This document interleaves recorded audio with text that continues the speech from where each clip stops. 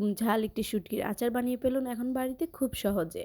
প্রথমে এর জন্য কুসুম গরম পানিতে অনেকগুলো মরিচ ভিজিয়ে রাখুন প্রায় ৩ থেকে ৪ ঘন্টা পর্যন্ত, যতক্ষণ পর্যন্ত আমার মরিচগুলো ফুলে যাচ্ছে। তারপরে একে একে মরিচ, পেঁয়াজ, রসুন এগুলো ভালো করে ব্লেন্ড করে নিতে হবে। মনে রাখতে হবে মরিচগুলো যাতে ভালো করে ব্লেন্ড হয়।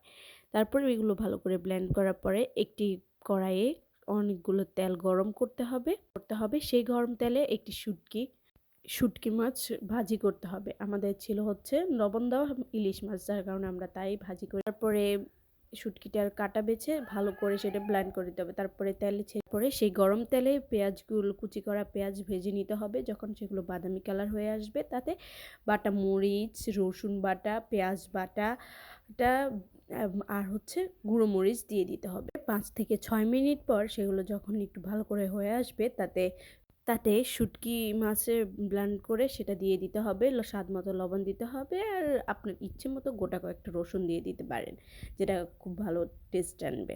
আবারও ৪ থেকে ৫ মিনিট ভালো করে এগুলোকে জাল দিতে হবে যাতে এগুলো ভালো করে হয়ে আসে। তারপরে ভালো করে হয়ে যাওয়ার পর সেখানে সরিষার তেল আর সিরকা দিতে হবে যাতে জিনিসটা নষ্ট না হয়ে যায়, পরবর্তীতে যাতে ভালো করে সংরক্ষণ করা যায়।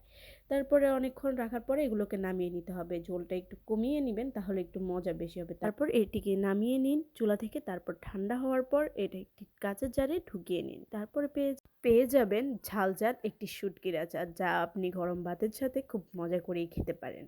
আর এটা কমপক্ষে হলেও ৩ থেকে ৪ সপ্তাহ কিংবা ১ মাসও সংরক্ষণ করা যাবে এভাবে। ধন্যবাদ।